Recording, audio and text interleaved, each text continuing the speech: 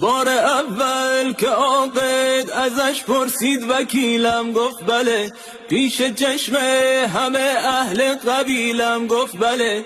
ماه بعدش با وکیل اومد دم خونم بابیل، گفت که یا مهریم امیدی یا میشی زلزلی. ما هم از این ور گرفتیم وکیلی واسه دادگاه، آی ننه نگو که افتادیم از چاله توی چای ننه.